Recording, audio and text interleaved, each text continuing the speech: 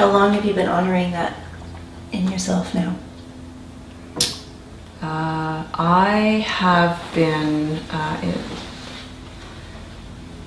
as an adult, within my adult life, I have been honoring the psychic side of myself since about 1997, September of 1997. I had an experience that essentially crushed me like a bug, where I felt like my world as I knew it had been ripped apart. Do you want to talk about that experience here? I could. I gradually, over the course of a period of time, started to experience more and more heightened levels of anxiety, or at least what felt like anxiety to me. And I was in a work situation that I was uncomfortable with, and trying to tell myself that I wasn't uncomfortable with it. I had been very successful in leadership positions in the corporate world, or at least the world's definition of successful. And I know now that what was happening was my physical body was trying to get my attention, that something was about to change. And the physical symptoms of anxiety worsened to the point where I was diagnosed with agoraphobia, which, for those that are unfamiliar, is what felt like for me anyways, an illogical sense of not being able to leave your house, to go out in public. I was basically housebound, and I was the mother of 3 young children who were doing soccer and hockey and school. I drove them back and forth to school, so I was working. It was so, the only word I can come up with is illogical. I had been centered, grounded, successful, and in control, so in control, and this whole thing was illogical. So and the more logical it became, the more terrified I became.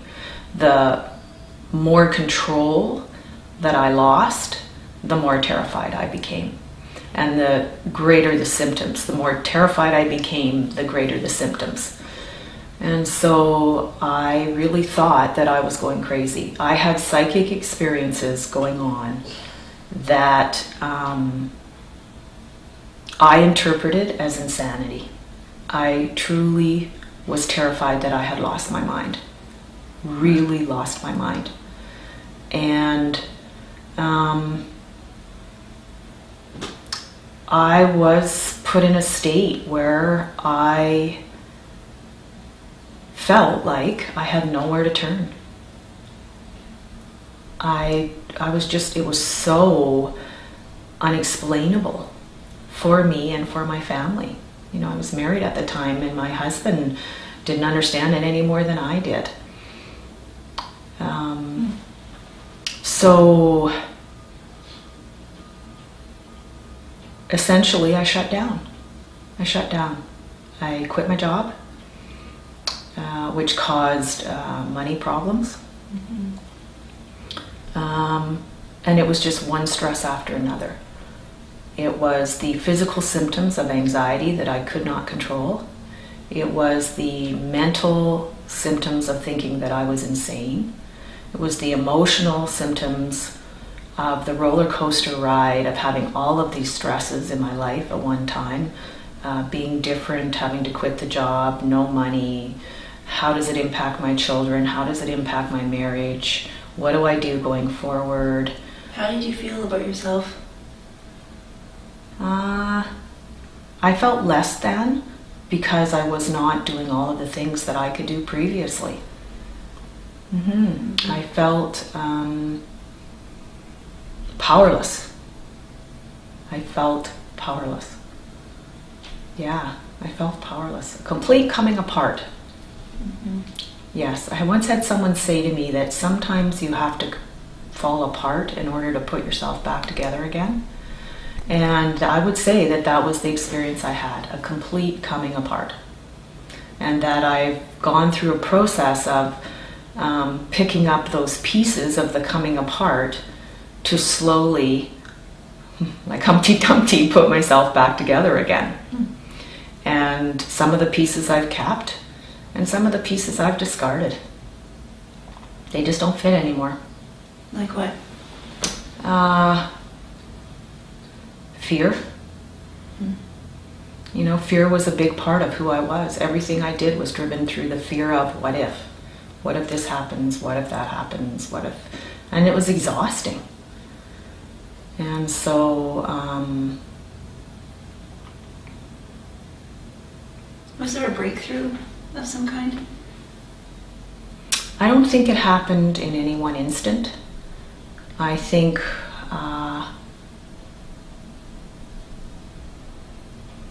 I can tell you the moment that I know the fear started to leave and the peace started to replace the fear. Quite often I would sit outside in the hot tub and watch the ridge above where we lived. It just in an effort, the water felt good, the heat felt good, and it was just in an effort to relax my body. And, you know, days and weeks had gone by of me being in that constant state of panic and anxiety, hypervigilance. And I was sitting in the hot tub one day,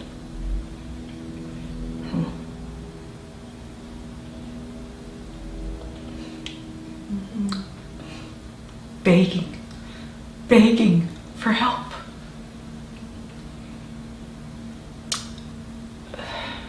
Begging for help. And as I was watching the ridge, there was the appearance of a Native American warrior. And he was tall and dark-skinned and he didn't say anything, but I had a sense of his strength. And he just stood there with his spear and his headdress. For the most part, he kept his arms crossed. Every once in a while, he would shift his weight. And he didn't say anything. But every day he was there. I'd go out and sit in the hot tub, and he'd just stand there. He wouldn't say anything, or I wouldn't hear anything. And after a period of time, one day when I was sitting out there just watching, it was sort of like communing with somebody and not saying anything. I had a realization that he was my protector. And it occurred to me to say, well, how would I know that? And he spoke. And he said, I am your protector. And I remember thinking, oh, he does speak. And it occurred to me that maybe I could ask him a question or two because he decided to say something. And I don't know where the lag came from. Up until that point, it hadn't occurred to me to ask him anything. Maybe I was just getting used to the sense of peace. Nothing had changed. You know, my life, I still was having the physical symptoms. We still had money problems.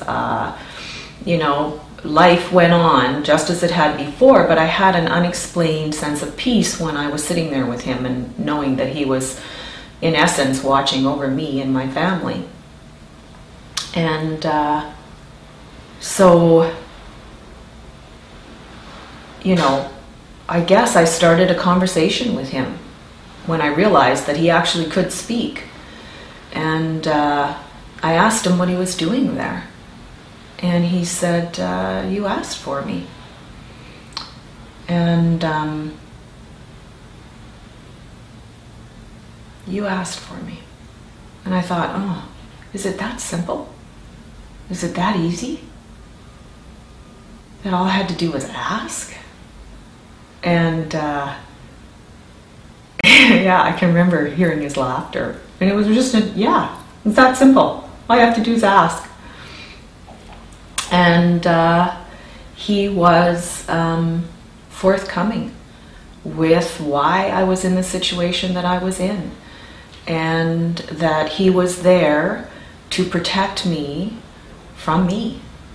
That when I was in a heightened state of panic, when I was in fear, I did things that were not in my best interest, and he was there to guide me through the times where I would have done things that would have hurt me more than they would have helped me.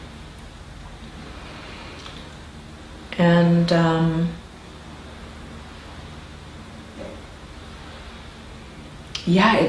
of it made sense to me. None of it made sense to me logically. I had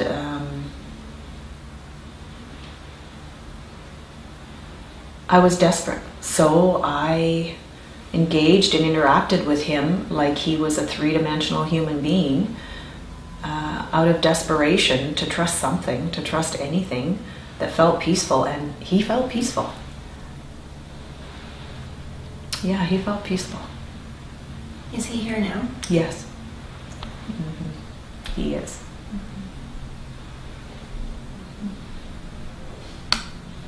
And